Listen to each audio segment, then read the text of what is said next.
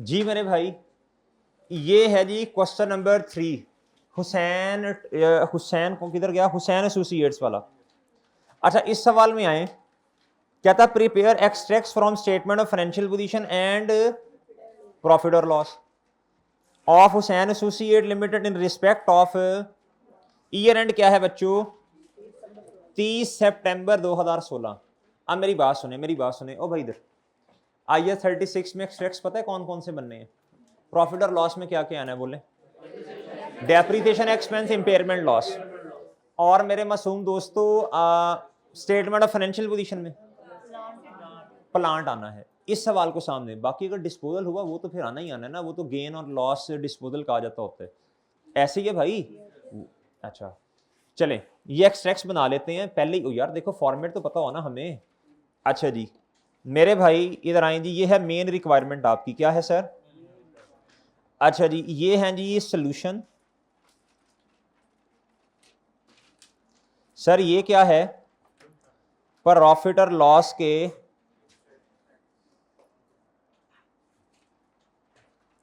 और सर किसके एक्सट्रैक्ट्स हैं?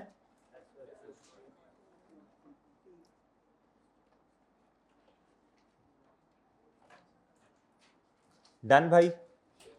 अच्छा जी, इधर क्या आता है जी, डेप्रीसिएशन एक्सपेंस। वो ऐसे ही है, और क्या आएगा? अगर इंपेयरमेंट लॉस की रिवर्सल आई तो वो अलहदा करके लिख देंगे, या इधर ही करके लिख दें। नेट नहीं होगी चांद, एक साल में लॉस और गेन कैसे आ सकता है अगले साल में? गुड्डू जी, अगर रिवर्सल ऑफ इंपेयरमेंट आई, या तो नीचे वाली लाइन में लिख लें या फिर इसके साथ ही लिख लें, इस तरह करके रिवर्सल ऑफ इंपेयरमेंट इधर चले। लेकिन फिर एक को प्लस करना पड़ेगा, एक को नेगेटिव, ये देख लीजिएगा। अभी एसेट का नाम देखते हैं क्या है। कहता जी the assistant financial controller, financial controller कहते हैं भाई जो किसी एंटिटी के अंदर ना हिसाब किताब रख रहा हो, फाइनेंस को मैनेज कैसे करना है, जो हेड होता है ना, पैसों को कैसे मैनेज करना है, कहां से फंड्स को अरेंज करना है, वो फाइनेंशियल कंट्रोलर होता है। ये उसका असिस्टेंट है भाई। कहता है जी of Hussain associates limited has identified the following issue which she यकीन में इंडिकेट इंपेयरमेंट ऑफ। जी जरूरी तो नहीं है यार आप ही कंट्रोलर बने जाके। जी मेरे भाई, ओए हुसैन एसोसिएट कंपनी का नाम है भाई। हेलो, उठ जा उठ जा। हुसैन एसोसिएट्स लिमिटेड कंपनी का नाम है अंकल। कहता owns and operates an item of plant जिसकी कॉस्ट कितनी है सर जी? कहता and had cumulated depreciation as at 1 October 2015 पे। डन मेरे भाई, इधर तक तो बात समझ आ गई ना? अच्छा जी, उसने क्यूमुलेटेड डेप्रीसिएशन भी दी है, कॉस्ट भी दी है। हमारा ईयर एंड क्या है जी? 30 सितंबर 16। 30 सितंबर, और ये स्टार्ट कब हुआ होगा मेरे बॉय?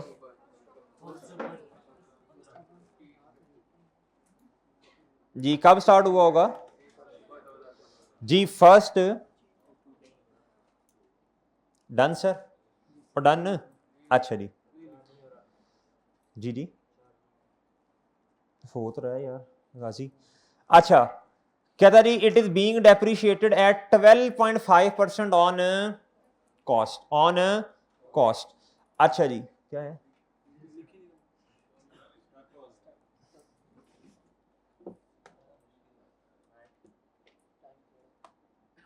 चले, अच्छा जी कहता जी ऑन, तवज्जो से बात सुननी है, तवज्जो से। कहता ऑन 1 अप्रैल 16। भाई 1 अप्रैल किधर करके आएगा बोले? इधर। पिछले सवाल में भी मेरे भाई मसला किधर था? मिड में आके। इस सवाल में भी मसला किधर आ रहा है? लेकिन एक बात याद रखिएगा, पिछले सवाल में जो एस्टिमेट का चेंज था वो किधर था बोलो? वो एंड पे नहीं भाई, वो मिड में था। गोंगलू वो मिड में था। हाँ रिकवरेबल अमाउंट वो तो साल के एंड पे ही होती है नॉर्मली। अच्छा जी, लेकिन लाइफ एंड पे दी थी, वो एस्टिमेट को उठा के हम किधर ले आए थे? अच्छा, नॉर्मली और प्रैक्टिकली इम्पेयरमेंट का जो टेस्ट किया जाता है मेरे भाई साल के एंड पे किया जाता है। नॉर्मली की बात कर रहा हूं मैं जी। लेकिन अगर सवाल आ जाए, असल में ना बात ये होती है कि जो लिस्टेड एंटिटीज होती हैं ना, इनका ना एक ऑडिट होता है इंटरिम ऑडिट। क्या होता है बच्चों? Interim audit. अभी आपको शायद ना पता हो, एक ऑडिट होता है जो एनुअल होता है। क्या होता है बच्चों? इससे पहले ना एक इंटरिम ऑडिट होता है। सही है सर? इंटरिम ऑडिट वो होता है जिसकी जो ना साल के से पहले होता है, यानी उसमें आप 6 महीने का काम, 8 महीने का, 7 महीने का, मतलब कुछ काम आप ना अपना बर्डन कम करने के लिए ऑडिट देखो ना, पूरे एक साल में जो क्या कहते हैं आपके क्लाइंट ने काम किया वो आपने सारा वेरीफाई करना है, और आपके पास 1.5-2 महीने हैं, तो आप अपना काम का बोझ कम करने के लिए ना आप फिर इंटरिम ऑडिट भी करते हैं। क्या करते हैं जी? ये स्टैंडर्ड की एक रिक्वायरमेंट भी है, आप ऑडिट में जाके इंशाल्लाह पढ़ लेंगे। अब इंटरिम ऑडिट पे अगर क्या उसका नाम है इम्पेयरमेंट अगर कभी आ गई तो फिर सीख लेना कि साल के दरमियान में या किसी भी तारीख आ गई उसको कैसे इनकॉर्पोरेट करते हैं। सही है? अच्छा जी। अब मेरे भाई कहता ऑन 1 अप्रैल 2000 बोलें 16, exactly half way through the, यानी साल के दरमियान, कहता था प्लांट वॉज डैमेज। प्लांट क्या हो गया? कहता when A factory vehicle collided into it. कहता जी गाड़ी थी, वो साकिब जैसा बंदा चला रहा था और सीधी जाके उसने किधर मार दी जी? प्लांट के अंदर। जी प्लांट तबाह दे और गाड़ी भी तबाह दे। अच्छा, due to unavailability of the replacement parts it is not possible to repair the but still operates. कहता जी इसका रिप्लेसमेंट पार्ट जो था वो अवेलेबल ही नहीं है इस टाइम। सही है? कभी कभी ऐसा होता है इंपोर्टेड प्लांट्स होते हैं और उनका जल्दी जो है वो रिप्लेसमेंट पार्ट नहीं मिल रहा होता। कहता जी इसके बावजूद अल्बेट एट अ रिड्यूस, कहता हमने इसको कैसे चलाया? रिड्यूस कैपेसिटी पे। कहता एक्चुअली जिस कैपेसिटी पे इसको चलना चाहिए था उसमें नहीं। मैं आपको वैसे एग्जांपल दे देता हूं। अगर बाइक है आपके पास, ठीक है सर, जब उसका इंजन खराब हो जाए या फलां तो टायर शायर कमजोर हो, तो आप कहते हैं यार इसके ऊपर ना भाई 2-3 बंदे नहीं बैठ सकते, यार मैंने अकेला जाना है, भाई तुम अपना अरेंज कर लो। ऐसा होता है ना? यानी आप बाइक को अपनी फुल कैपेसिटी पे चला रहे हैं लेकिन फुल कैपेसिटी पे नहीं चला रहे। बात समझ रहे हैं? अगर उसी हालत में रखी रखा तो सिंपल बात है, लाइफ तो रिड्यूस है ना भाई उसकी। अच्छा जी, कहता it is also expected that a result of damage. याद रखना डैमेज कब हुआ है? 1 अप्रैल पर। ऐसे ऐसे कह रहा बोल भी 1 April 2016।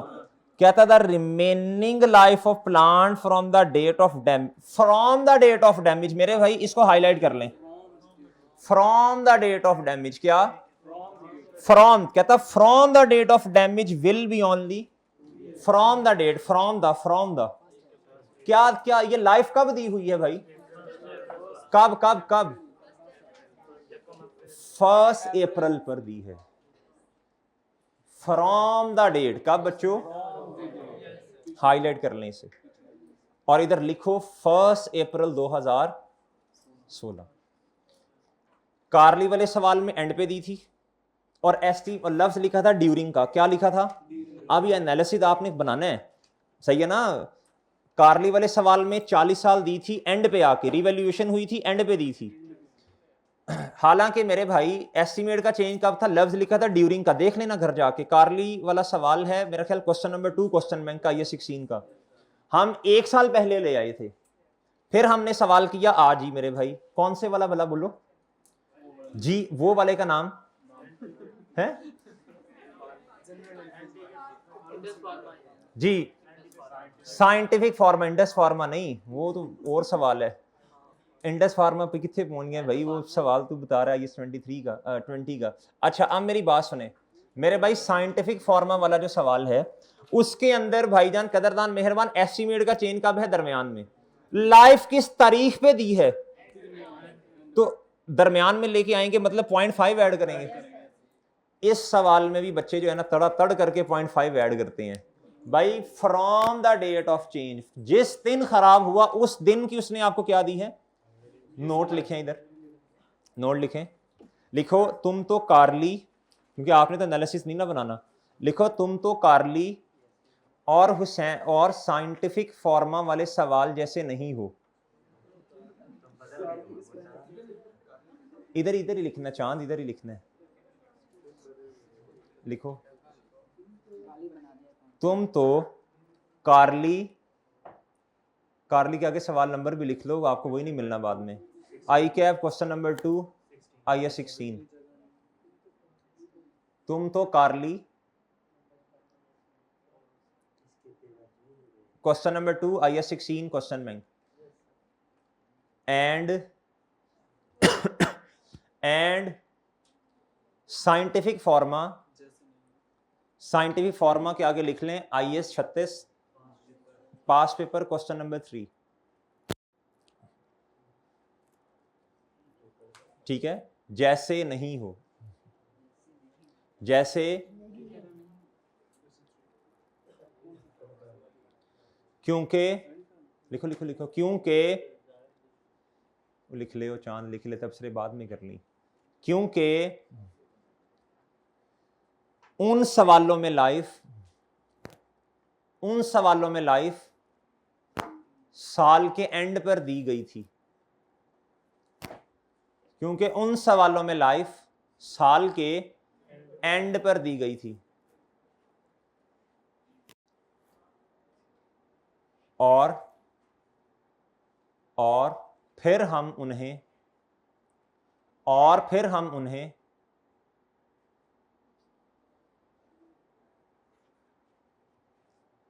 Eight the date of change in estimate पर लेके आए थे, और फिर हम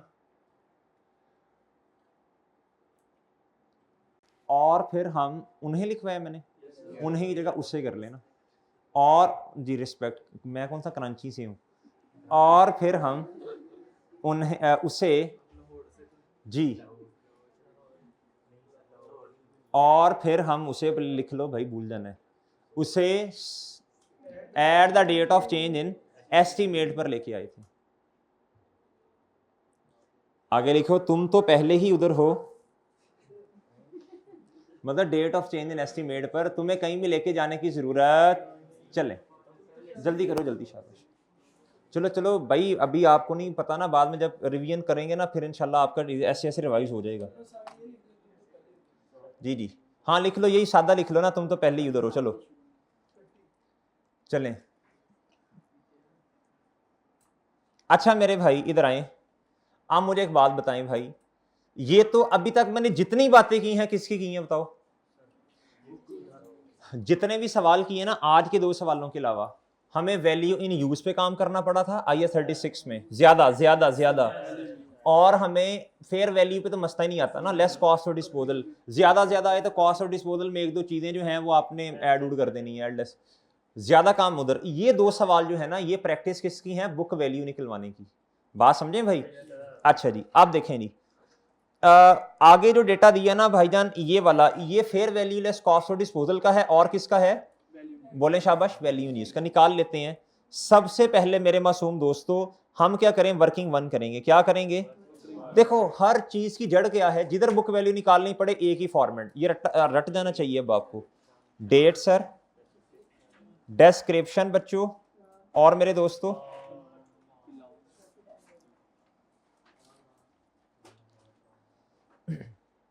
आपने उम्मीद है पियानो लिमिटेड वाला सवाल रिवाइज भी कर लिया होगा, उसके अंदर ईयर एंड पर रिवैल्यूएशन थी और एस्टीमेट स्टार्ट पे था। फिर एक सवाल मुझे याद पड़ता है स्पुतनिक लिमिटेड वाला, अच्छा उसमें क्या था मेरे भाई, रिवैल्यूएशन साल के शुरू में थी और एस्टीमेट भी साल के शुरू में ही था, समझ गए ना, इस तरह सवालों को देखते हैं, एनालाइज करते हैं।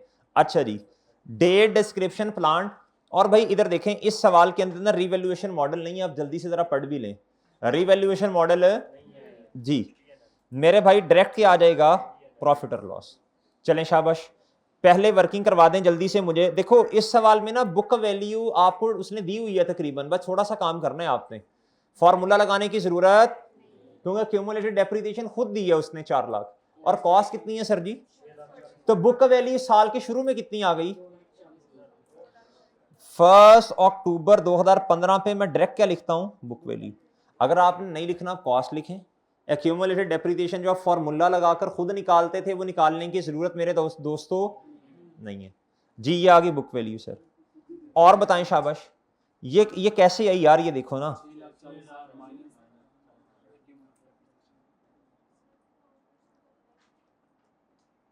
क्या करूं? इसको क्या है? अच्छा जी, आप बच्चों इधर आना, इधर देखें, इधर देखें। कहता हाफ मिड में आके, क्या बच्चों? मिड में आके, मिड में जी, मिड मिड कब है? 1 अप्रैल 2000 जी। एक बच्चा कहेगा कि सर सवाल ही ना करें, एक कहेगा सर इसको मिलियन में करके दिखाएं, इसको ऐसे करके दिखाएं। अच्छा जी, आम मेरे भाई इधर आए, चलें बच्चे, अगर 1000 में करेंगे तो 3 सिफर कट जाएंगे, बस और तो नहीं होगा कुछ। अच्छा मेरे भाई मुझे बताएं, अभी तक जो डेटा पढ़ा ना, बल्कि सॉरी ये तो रेट है ना, तो ये तो रेजिडुअल वैल्यू को तो गुनाह कबीरा हम माइनस ही नहीं करते कभी भी। एक काम करना है, उई क्या हुआ, उई अभी भी तो वही बातें करते हैं छोटे। 6/12, ओ सॉरी सॉरी माजरत, शाबाश, तेज हो गए हैं माशाल्लाह बच्चे, गलतियां निकालते हैं। अच्छा जी, मल्टी, शाबाश, वेल्डन वेल्डन।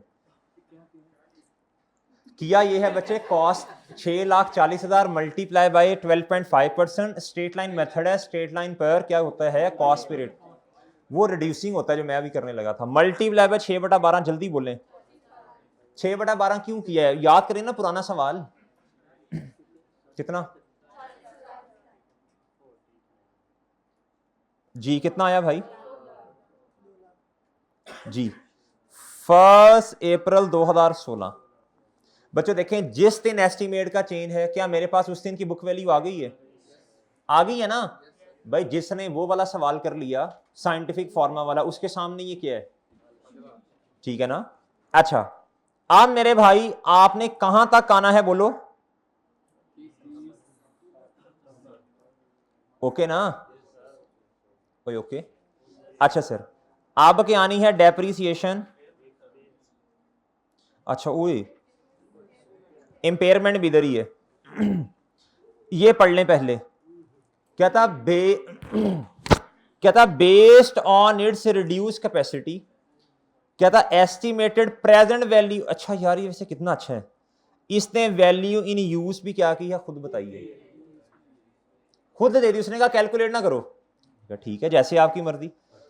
कहता था प्लांट, सुनना सुनना, based on its reduce capacity, कहता जी द प्लांट है the current disposal value of rupees कितनी? कहता था प्लांट हैज करंट डिस्पोज, ओ वैल्यू इन यूज नहीं मरे, फेयर वैल्यू। हाँ जी, देखो फेयर वैल्यू इन यूज के अंदर तो जितना साल एसेट ने चलना है उसके एंड पे जाके बताता है ना एसेट की सेल प्रोसीड्स कितनी है। इधर कहता है करंट डिस्पोजल वैल्यू, ये क्या है बच्चों?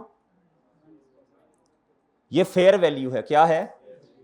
कहता which will be nil in 2 years time, कहता 2 सालों के बाद ये क्या हो जाएगी? इसका मतलब है वैल्यू इन यूज के अंदर कुछ भी ऐड, वो सेल प्रोसीड्स कहता 2 सालों के बाद क्या हो जाएगी? इधर तक बात समझ आई? इधर तक बात समझ आई? सर इधर तक तो कहीं भी नहीं पता चल रहा कि ये क्या उसका नाम है, हमने मिड में आके रिकवरेबल अमाउंट दी है उसने, एक बात से पता चल रहा है। कोई बता सकता है क्या है जिसने जरा सवाल को गौर से पढ़ाओ? जी जी बच्चे, ये देखें 2 निशानी है सवाल में, एक है बेस्ड ऑन रिड्यूस कैपेसिटी, ये कोई अच्छी निशानी नहीं है, ये कोई अच्छी निशानी। ये पढ़े जरा, कहता which will be nil in 2 years time, क्या बच्चों? इसके कहने का मतलब है रिमेनिंग यूजफुल लाइफ जो है, रिमेनिंग यूजफुल लाइफ कितनी है? 2 साल है। क्या है बच्चों? वो 2 साल कब से शुरू होने हैं बताओ? वो इधर से शुरू होने हैं मेरे भाई, इधर से। ये चीज बता रही है आपको, ये चीज मेरे अजीज इधर देखो भाईजान, कैसे इस सवाल में पता चला कि रिकवरेबल अमाउंट जो है 1 अप्रैल पर लेनी है? कैसे पता चला? कहीं से ही पता नहीं चल रहा। एक छोटी सी निशानी है सवाल में, बेस्ड और रिड्यूस कैपेसिटी से भी कोई इतना खास नहीं पता चल रहा भाई। वो ये है, क्या है? इधर देखें, जिस दिन मेरे भाई आपका एस्टीमेट चेंज हो रहा है 1 अप्रैल 2016, ऐसे ही है। तब मुझे बताएं बच्चों रिमेनिंग यूजफुल लाइफ कितनी है? 2 साल है ना? इधर खड़े होके देखा कितनी है? तो बच्चों फिर वैल्यू इन यूज जो उसने दी है वो भी कब की दी है बच्चों? वो भी आज खड़े होके ले रहे हैं, कितने आगे आने वाले सालों की? 2 सालों की। अच्छा, अगर मैं इधर आऊंगा, इधर सुने मेरी बात, अगर मैं इधर आके लूंगा तो बच्चों फिर 1.5 साल होगा। क्या होगा? देखें, जब मैंने बुक वैल्यू कंप्यूट की, मुझे बताओ इधर खड़े होके क्या पता चल रहा है, लाइफ कितनी है रिमेनिंग? 2 ईयर्स। कितनी है बच्चों? 2 ईयर्स। वो ये कहना चाह रहा है, कहता है जो वैल्यू इन यूज है ना, कहता है उसके लिए आपको सेल प्रोसीड की जरूरत है। वो कहता है करंट, करंट के लफ्ज से क्या पता चला? एक तो करंट के लफ्ज से पता चल रहा है आज, क्या बच्चों? इससे भी ज्यादा अच्छा पता चल रहा है, कहता इन 2 ईयर्स टाइम, जब 2 साल गुजर जाएंगे, जब क्या हो जाएंगे बच्चों? तो बच्चों 2 साल कैसे, 6 महीने ये गुजरेंगे, 1.5 साल आगे गुजरेगा। अगर इधर ले लूंगा तो क्या है बच्चों? गलत हो जाएगा, मसला बन जाएगा। लिखो नोट छोटा सा इधर, शाबाश शाबाश, लिखो नोट इधर। क्या बच्चे? नहीं, ये तो बच्चे बुक वैल्यू का पता चल रहा है, वो तो रिमेनिंग यूजफुल लाइफ का पता चला ना 2 साल। वो किसका? वो रिमेनिंग लाइफ का पता चला। क्या वैल्यू इन यूज जो है वो 30 सितंबर पे दी हुई है या 1 अप्रैल पे दी है? ये कैसे पता चला? ये भी देखो, जब ये 2 साल हैं बच्चों, तो वो भी सिंपल सी बात है, 1 अप्रैल पे ही 2 साल शुरू होंगे ना। अच्छा जी, लिखें, शाबाश, लिखें, लिखें, रिमेनिंग यूजफुल लाइफ 1 अप्रैल 2016 पर 2 साल है। लिखें, remaining useful life, remaining useful life 1 April 2016 पर 2 साल है। बच्चों, रिमेनिंग यूजफुल लाइफ 1 अप्रैल 2016 पर 2 साल है। कितने साल है? 2 साल। नीचे आके लिखें, 2 सालों के बाद, 2 सालों के बाद एसेट की सेल्स प्रोसीड्स 0 हैं। 2 सालों के बाद एसेट की सेल्स प्रोसीड्स कितनी हैं? 0। कितनी है बच्चों? 0। सेल प्रोसीड्स 2 साल गुजरने के बाद कितनी है? 0। ठीक है, आगे लिखें, 2 साल, 2 साल आज, 2 साल आज यानी 1 अप्रैल 2016 से स्टार्ट होंगे।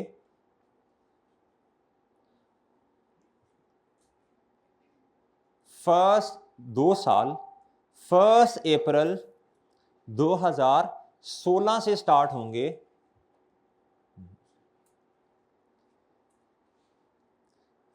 2 साल 1 अप्रैल 2016 से स्टार्ट होंगे। इधर तक लिख लिया ये सारा। अब नीचे वाली लाइन में एक छोटी सी चीज और लिखें, लिखें, अगर हम लिखें, लिखें, शाबाश बच्चों, वो लिखो ना, लिखें, लिखें, फिर हंस लेते हैं इंशाल्लाह बाद में। तीसरी लाइन में आके लिखें, अगर रिकवरेबल अमाउंट को, अगर रिकवरेबल अमाउंट को 30 सितंबर 16 पर कंसीडर किया जाए, अगर रिकवरेबल अमाउंट को 30 सितंबर 2016 पर कंसीडर किया जाए, अगर रिकवरेबल अमाउंट को 30 सितंबर 16 पर कंसीडर किया जाए तो रिमेनिंग यूजफुल लाइफ 1.5 ईयर्स रह जाएगी। अगर रिकवरेबल अमाउंट को चांद 30 सितंबर 16 पर कंसीडर किया जाए तो बच्चों, तो रिमेनिंग यूजफुल लाइफ 1.5 ईयर्स रह जाएगी। ठीक है भाई, एक तो ये बात, और दूसरी करंट के लफ्ज से भी कुछ ना कुछ अंदाजा हो जाता है। और पेपर में ना देखें, ये क्वेश्चन बैंक का सवाल है, ये पास पेपर्स का नहीं। आजकल जो क्वेश्चन आई के अब देता है उसने बड़ी क्लियर कट करके डेट्स लिखी होती हैं। ठीक है, तो इस बात से परेशान नहीं होना, पेपर में इंशाल्लाह ऐसा सवाल नहीं आएगा, क्लियर कट लिखा होगा। इस सवाल के अंदर तो मेंशन ही नहीं है कहीं सही क्या बच्चों, या मिड शिड का लफ्ज लिख देगा। अच्छा अब आप इधर आए मेरे मासूम दोस्तों, अब आपने इधर आना है, अब मेरे भाई ए इधर आए इधर आए इधर आए, हमने क्या करना है 1 अप्रैल पर, शाबाश शाबाश जल्दी, रिकवरेबल अमाउंट क्या करनी है, फाइंड करनी है जी। इसके लिए वर्किंग कर लें, वर्किंग टू जी, कैलकुलेशन फॉर बोलें रिकवरेबल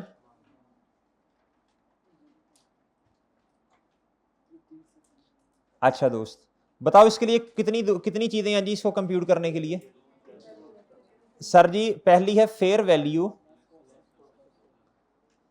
कॉस्ट ऑफ डिस्पोजल। अच्छा मुझे बात बताएं, ये जो फेयर वैल्यू हमें चाहिए ये अपडेटेड प्लांट की चाहिए, इसी तरह के अपडेटेड प्लांट की चाहिए, या प्लांट इसी तरह का हो लेकिन क्या उसका नाम है उसकी कैपेसिटी थोड़ी ज्यादा हो, एग्जिस्टिंग जिसमें सारी शर्तें इसी तरह की हो, सिमिलर बिल्कुल। दूसरा वैल्यू इन, अच्छा जी वैल्यू इन यूज तो उसने बड़ा आसान कर दिया, खुद दे दिया उसने आपको, उसने कुछ कहा, ये आ गया मेरे भाई, fair value less cost of disposal भी दी है जी जी, fair value less cost of disposal estimate नहीं है चांद, फेयर वैल्यू जो है एग्जैक्ट, अगर किसी भी चीज की अगर तो मार्केट एक्टिव मार्केट है फिर एस्टिमेट नहीं है, फिर तो फेयर वैल्यू है, अगर नहीं है फिर एस्टिमेट लगाना पड़ता है। ठीक है चांद। अच्छा अब मेरी बात सुने, उसने आपको कंफ्यूज करने के लिए एक बात दी, भाई इतना तो पता चल गया ना ये करंट डिस्पोजल वैल्यू इतनी है, करंट डिस्पोजल एसेट को बेचकर जितने पैसे आएंगे ये 20,000 हैं, लेकिन उसने आपको तंग करने के लिए पता क्या किया, ये पढ़े जरा, कहता बट हुसैन एसोसिएट्स, कहता था plant had a current disposal value of कितनी बच्चों 20,000, कहता but Hussain associates limited has been offered a trade in value of rupees कितना। सबसे पहले आपको कॉन्सेप्ट आना चाहिए ट्रेड इन वैल्यू या ट्रेड इन अलाउंस क्या होता है। भाई जब आप पुराने वाला एसेट देते हैं और नए वाला खरीदते हैं यानी एक्सचेंज करते हैं, तो भाई जो पुराने वाले को दुकानदार वैल्यू असाइन करता है उसे ट्रेड इन अलाउंस या ट्रेड इन वैल्यू कहते हैं। और आपको यह भी समझाया था ये वैल्यू लगती ही तब है जब आपने एक्सचेंज करना हो, वरना याद रखिएगा अगर आपने एक्सचेंज करना है तब ये वैल्यू है, अदरवाइज वो पागल नहीं है आपको इतने पैसे दे, उससे लालच होता है दुकानदार को, वो कहता है यार देखो नई चीज खरीद भी तो रहा है ना। सही है सर। अच्छा अब आप देखें, कहता अगेंस्ट अ रिप्लेसमेंट मशीन, यानी एक्सचेंज की बात कर रहे हैं, which had a cost of कितना, कहता there would be no disposal cost for the replace plant, कहता इसकी डिस्पोजल कॉस्ट 0 है, वरना यार हमने तो इसको लेना ही नहीं है रिप्लेस वाले को। कहता हुसैन एसोसिएट, हमने तो इसको लेना है इसको, कहता Hussain associate limited is reluctant to replace the, कहता और ये प्लांट को लेना भी नहीं चाहता, कहता जी as it is worried about the long term demand for the product produce by the, कहता उसको ये लाले पड़े हुए हैं कि पता नहीं ये मेरी जो इस प्लांट से प्रोडक्ट बना रहा हूं ये बिकनी भी है कि नहीं, तो नया वाला लेके क्या करना है, कहता उस पर बिला वजह खर्चा क्यों करना है। कहता था trade in value is only available if the plant is, और ये हमें पहले ही पता है ये ट्रेड इन वैल्यू होती ही तब है बच्चों जब आप एक्सचेंज करें, बात समझे कि नहीं। और वैसे भी क्या ये बंदा ये प्लांट लेना चाहता है, तो मुझे बताएं इसको क्या करना है फिर, 180 को लिख लें इधर, इग्नोर, क्या बच्चों, क्या मेरे भाई, ओके दोस्तों। हमने पहली बात ये है कि एग्जिस्टिंग वाले को लेना होता है, बिल्कुल उसी को बिल्कुल उसी को, सही है सर, कि ये मार्केट में कितने का बिकेगा, वो तो है बच्चों 20,000। फॉर एग्जाम्पल दूसरी तरफ चले गए मेरे भाई, दूसरी तरफ चले गए कि अगर इस पुराने वाले को बेचें और नया वाला लेके आए तो फिर कितना इसको वैल्यू साइन करेगा, वो 180,000 कितनी करेगा, चले मान लिया 180,000 इसकी फेयर वैल्यू है। क्या ये बंदा इंटरेस्टेड है, क्या ये बंदा इंटरेस्टेड है इस एक्सचेंज वाले काम में। और अभी तो खैर आपने एडवांस लेवल पे जाके, एक हमारा स्टैंडर्ड है IFRS 13, क्या बच्चों IFRS 13, ये ना मार्केट में देख 3 लेवल्स होते हैं, लेवल 1 लेवल 2 लेवल 3, इस बेसिस पे ना मार्केट में चीज़ों की फेयर वैल्यू फाइंड की जाती है। सही है, तो IS 13 के अंदर बिल्कुल क्लियर करके लिखा हुआ है कहता जी आप जिस जगह खड़े हैं आपने सिर्फ उस जगह की जिसमें आप इंटरेस्टेड हैं, कहता आपने उस जगह की फेयर वैल्यू फाइंड करनी होती है। क्या हम ये काम करने लगे हैं? तो जब ये काम करने नहीं लगे तो मेरे भाई ये 1,80,000 हमारे लिए रेलिवेंट है। ठीक है बच्चों। अच्छा, अब आप इधर आए और मुझे बता दें मेरे भाई इधर कितना आना है, बोलो 20,000। बताओ इन दोनों में से हायर कौन सा है? जी बच्चों कितना? 150,000। कितना आ गया भाईजान? ये आ गया 150। अच्छा अब क्या करूं बताओ जल्दी, शाबाश। 1 जी वर्किंग टू का रेफरेंस दिया, इधर आए 1 अप्रैल 2016 पे आए भाईजान, ये क्या आ गया बोलो शाबाश। अब सरप्लस नहीं है, ये क्या आ गया दोस्तों? कितना?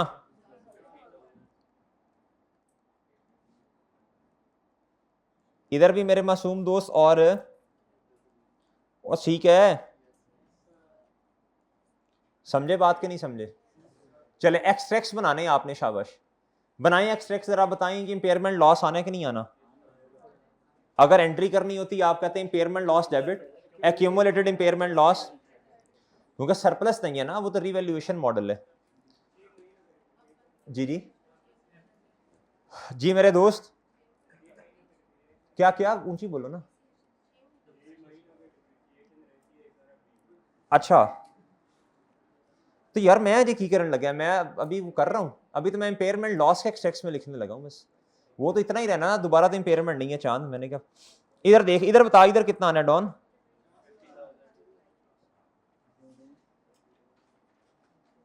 अच्छा अब मेरे मासूम दोस्तों अब आए जी हमारे साल का ईयर क्या है? हमारे साल का ईयर नहीं, एंटिटी का सॉरी ईयर एंड क्या है? जी डेप्रिसिएशन। बताओ जी अब क्या होना है, बोलो शाबाश। अब मेरे भाई आपके पास रिकवर बुक वैल्यू रिवाइज होगी ना, और लाइफ भी।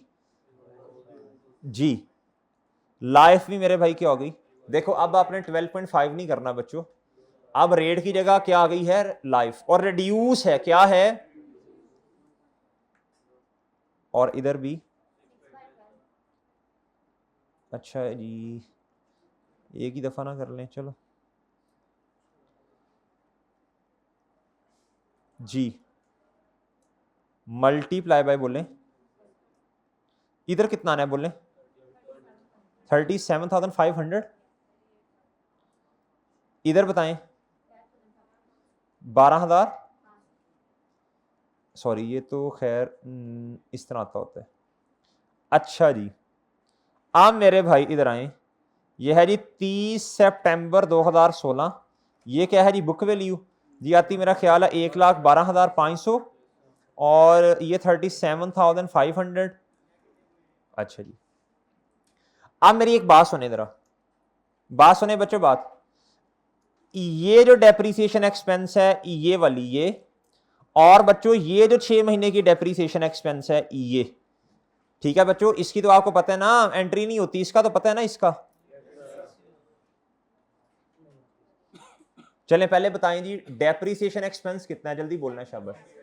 40,000 और सॉरी 40,000 और 37,000, तो कितना आया भाई?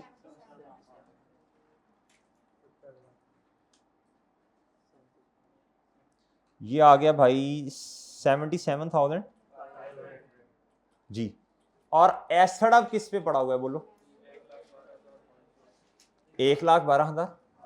सर हम तो ये कहते होते थे जब रिकवरेबल अमाउंट आ गई एसड इस पे होना चाहिए। भाई वो साल के एंड पे होती है, बात समझे हो? तोड़ दो सारी। अच्छा सर अच्छा आप उनकी उनकी अपनी है, ठीक है ठीक। अच्छा जी 1,00,000 मेरे भाई, इधर वर्किंग का रेफरेंस क्या आना है? वो ठीक है, इधर खैर वर्किंग का रेफरेंस में वर्किंग 1 नहीं लिख दें या 1 और 2 भी लिख दें, जो भी लिखना है भाई, बात समझे? ये 3 चीजें आ गई, क्या आ गई भाई? ठीक है गाजी ठीक है, डन भाई। ये 2 सवाल हैं, अच्छे सवाल हैं, याद रखिएगा, ठीक है। ये वाला भी और पीछे वाला सवाल ज़्यादा लेंथी था, उसमें 4 5 6 चीज़ें हैं, 5 हैं। इसके अंदर कितनी है, कोई बता सकता है? इसके अंदर भाई कितनी चीज़ें हैं? इसके अंदर भाई देखो सिंपल बात है, एक तो है एस्टीमेट का चेंज, पहली बात। दूसरी बात बच्चों, उसी दिन इंपेयरमेंट है, क्या है? बस 2 ही काम है, 2 ही काम है बच्चों, ठीक है बच्चों। चलें जी, कल आपका जो है वो टर्म टेस्ट भी है, तो अभी अब इंशाल्लाह तैयारी तुरी भी आपने करनी होगी। एक सवाल मैंने और छोटा सा बताना था, छोटा सा कॉन्सेप्ट, लेकिन अभी नहीं दूंगा। कल हम इंशाल्लाह इन्वेस्टमेंट प्रॉपर्टी स्टार्ट करेंगे। जी सर, जी कल क्लास होगी, क्यों नहीं होगी? कल मैंने छोटी सी बात 15-20 मिनट में इसकी करके 36 की इन्वेस्टमेंट प्रॉपर्टी स्टार्ट इंशाल्लाह। अल्लाह हाफिज।